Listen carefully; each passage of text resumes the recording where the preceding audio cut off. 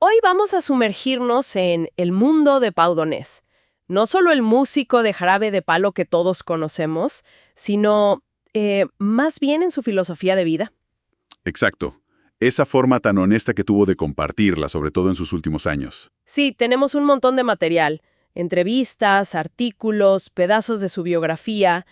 Queremos ver qué nos dicen todas esas fuentes juntas. Y el hilo conductor, digamos, va a ser su mensaje sobre la resiliencia. Cómo encaró las cosas difíciles, como el cáncer, y cómo eso lo llevó a reafirmar la vida. A vivirla con urgencia, ¿no? Con intensidad, sin miedo. Ese es como el corazón de su mensaje, creo. Totalmente. Queremos entender no solo lo que decía, sino cómo llegó ahí. Cómo la adversidad, incluso la más dura, puede, transformarse en fortaleza. En una invitación a vivir sin guardarse nada. Eso mismo. Ok, empecemos a desgranar esto. Quizás por el principio, por las raíces de esa fortaleza. Hay una historia que Pau contaba siempre, sobre su madre. Ella falleció cuando él tenía solo 16 años, muy joven. Sí, una experiencia durísima. Durísima. Y él decía que, en medio de todo ese dolor, sintió que ella le dejaba como dos lecciones clave, que lo marcaron para siempre. ¿Cuáles eran? La primera, no tenerle miedo a la muerte. Y la segunda, que quizá es hasta más difícil, no tampoco tenerle miedo a la vida. A la vida. ¿En qué sentido? En el sentido de atreverse, de equivocarse, de fracasar si hace falta, pero vivir a fondo. Esa idea de que la vida es urgente, de que no hay tiempo que perder, parece que nace ahí, en esa experiencia tan temprana. Es impactante, ¿no? Como algo tan traumático, a esa edad, puede sembrar esa semilla de resiliencia. Es paradójico. Sí. Si lo ponemos en contexto, Pau nace en Barcelona, 1966. La música le llega pronto, la guitarra a los 12, ya a los 15 arma una banda con su hermano, J&Co Band, luego Dentaduras Postizas. Y mientras tanto trabajaba, ¿no? Sí, eso es interesante. Trabajaba en publicidad para pagarse sus equipos, no esperaba que le regalaran nada. Y bueno, Jarabe de Palo nace por ahí del 95-96 y el boom de La Flaca en el 97. El gran éxito. Pero esa confrontación temprana con la muerte, con la finitud y ese mensaje de la madre de no temas, parece que ya estaba ahí, ¿sabes? En esa determinación inicial. Y claro, después hizo mucho más explícito. Una resiliencia con raíces profundas, definitivamente. Sin duda. Y bueno, esa resiliencia se puso a prueba de una forma brutal años después. En 2015, el diagnóstico. Cáncer de colon. Uf, un mazazo. Tremendo. Lo obligó a parar todo. Cancelar giras, más de 30 conciertos. Imagínate el golpe personal y profesional. Debió ser terrible. Hubo una recuperación inicial en 2016, pudo volver a los escenarios, pero en febrero de 2017 él mismo contó que el cáncer había vuelto. Exacto. Y es ahí, en cómo reacciona a ese segundo diagnóstico, donde vemos su filosofía en acción. Mencionabas antes eso de no preguntar cuánto me queda. Sí, me parece clave. Él lo explicaba en El Hormiguero. Decía algo como, ¿de qué me sirve saberlo? Nadie lo sabe. Prefería centrarse en el cómo vivir el tiempo que tuviera, fuera el que fuera. En lugar de obsesionarse con la cantidad. Justo, una elección consciente por el presente frente a la angustia del futuro incierto. Y también su forma de hablar de la enfermedad. Rechazaba esa idea de luchar contra el cáncer. Sí, eso llamaba mucho la atención. Él decía, yo no soy un guerrero del cáncer. No me estoy peleando. ¿Qué crees que había detrás de ese rechazo a una metáfora tan usada? Yo creo que hay varias cosas ahí. Por un lado, una honestidad brutal consigo mismo y con los demás. Sí, era muy directo. Hablaba de convivir con el cáncer, de aceptarlo como algo crónico, algo que estaba ahí y con lo que tenía que aprender a vivir, a manejarlo. Como aceptar la realidad. Sí, pero una aceptación activa, no resignación. Y esa perspectiva de convivencia, en lugar de lucha, quizás le ahorraba energía emocional. Le quitaba esa presión de tener que estar siempre fuerte, siempre ganando. Claro, como que normalizarlo un poco. Exacto. Él decía que normalizarlo también era una forma de proteger a su familia, de quitarle drama, de reducir el sufrimiento que veía en ellos. Y nos hace pensar, ¿no?, en cómo a veces esas metáforas bélicas sobre la enfermedad pueden añadir una carga extra. Totalmente. Él eligió otro camino. Un camino de aceptación activa. Y aquí viene algo que a mí me parece, bueno, fascinante. Él encontró una paradoja increíble en todo esto. Lo dijo clarísimo en Leitmotiv. El cáncer era una putada de cojones, textual, ¿eh?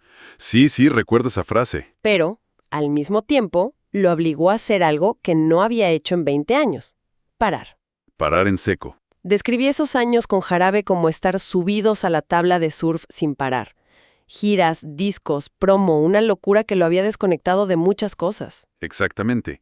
Y esa parada obligatoria, impuesta por la enfermedad, se convirtió, de forma inesperada, en una ventana. ¿Una ventana qué? A reconectar. Él hablaba mucho de volver a pasar tiempo con su hija, que vivía afuera, poder surfear, pasear al perro, estar con amigos. Esas pequeñísimas cosas las llamaba él. Las que se pierden con el ritmo frenético. Claro. No es que el cáncer fuera bueno, obviamente, pero la situación que creó le permitió recuperar una parte de su vida que la fama le había quitado. Y eso nos lleva a esa frase, que es muy potente y que a veces, se malinterpretó. Gracias al cangrejo he vuelto a ser yo. Sí, esa frase requiere matiz, ¿Cómo lo entendemos bien? porque él mismo lo explicaba. Es clave entender eso, sí. Él aclaraba, no estaba agradecido por tener cáncer, por supuesto que no, sino por las consecuencias de esa parada obligatoria. Ah, ok. En esa misma entrevista de Leitmotiv decía algo como: el cáncer me paró los pies y me devolvió momentos de una felicidad acojonante que hacía tiempo que no tenía. Se refería a volver a ser el mismo, ¿no? Más allá del personaje público. Exacto, a esa autenticidad recuperada. A poder ser Pau simplemente.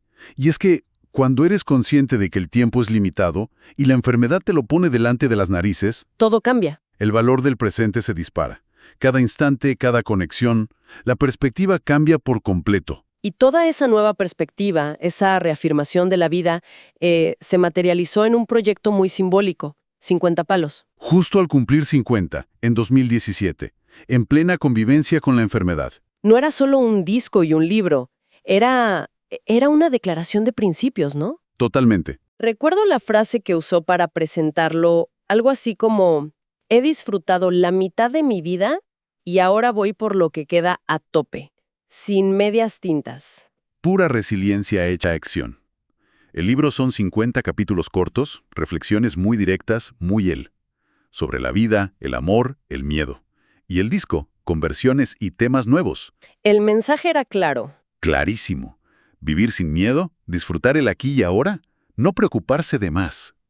Fíjate que en una de sus últimas entrevistas, las últimas palabras, le preguntaron qué le diría a alguien recién diagnosticado. ¿Y qué dijo? Pues algo muy coherente con todo esto.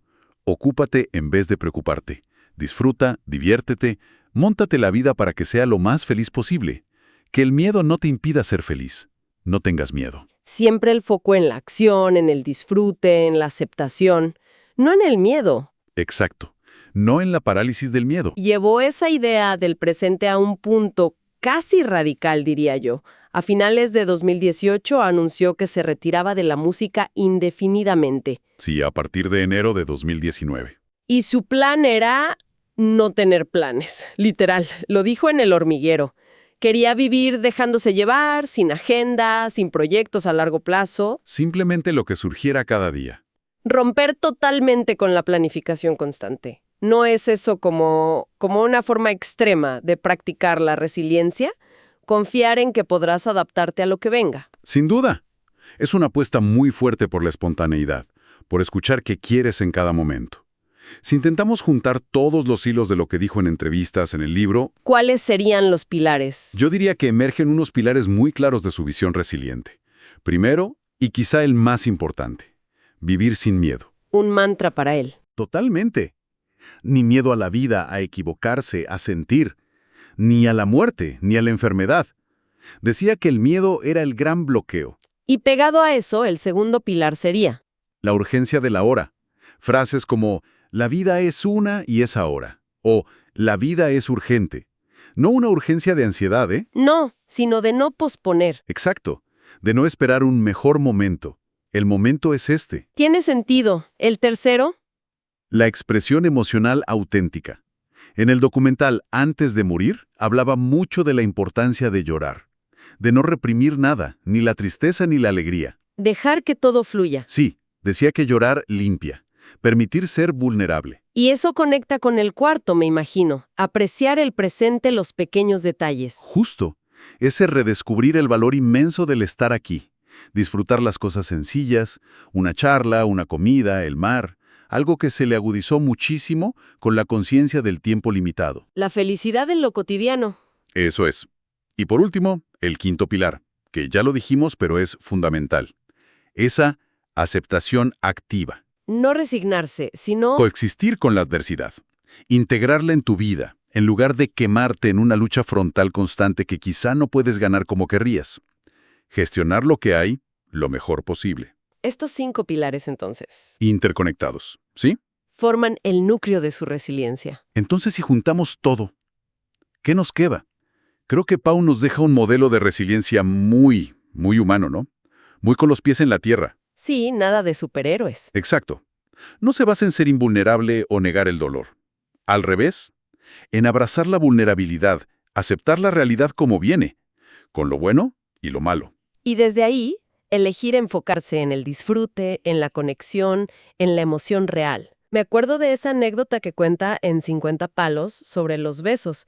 Dice algo como, yo soy de los que besan fuerte, sonoro, y así me gusta que me besen. Sí, lo recuerdo. Cuando hay que buscarse cariño, hay que serlo de verdad. Es una metáfora perfecta de su filosofía, ¿no? Vivir con intensidad, con verdad, sin guardarse nada. Sin medias tintas, como él decía. Bueno, resumiendo un poco nuestra charla de hoy. Hemos visto cómo Pau Donés fue construyendo y compartiendo una filosofía de vida súper marcada por la resiliencia, Forjada en momentos duros, sí. Desde la muerte de su madre hasta el cáncer. pero con un mensaje que va más allá de su experiencia. Un mensaje de aceptación, de urgencia por vivir el ahora, de honestidad emocional y de un amor profundo por la vida. Nos dejó en junio de 2020, muy joven, 53 años. Su ejemplo vital siguen resonando muchísimo. Le dieron hasta la medalla de oro al mérito en las bellas artes, póstuma. Es que su testimonio, ¿sabes? Contado con esa generosidad, sin filtros, ¿te confronta? Te recuerda que la vida, con todo, con el dolor y la alegría, es un regalo. Un regalo frágil. Y precioso. Y aunque su mensaje se hizo más potente por su enfermedad, la invitación a vivir sin miedo, a valorar el ahora, a decir lo que sentimos, eso nos toca a todos, ¿no? Nos interpela sobre cómo vivimos nuestra propia vida. Exactamente. Y quizá esa es la reflexión final que podemos dejar flotando. Pau encontró una lucidez, una urgencia especial, cuando sintió que su tiempo era limitado. La pregunta es, ¿necesitamos llegar a esos extremos para adoptar esa perspectiva? Buena pregunta. ¿Cómo podríamos traer a nuestro día a día, a la normalidad, un poco más de esa valentía para vivir sin tanto miedo, de esa conciencia del valor del presente, de esa urgencia por exprimir la vida de verdad? ¿Qué cambiaría? Sí, ¿qué cambiaría si decidiéramos hoy vivir con un poquito menos de miedo y un poquito más de intensidad, aquí y ahora? Donde el arte respira y que el arte se inspira. Sobre son Podcast.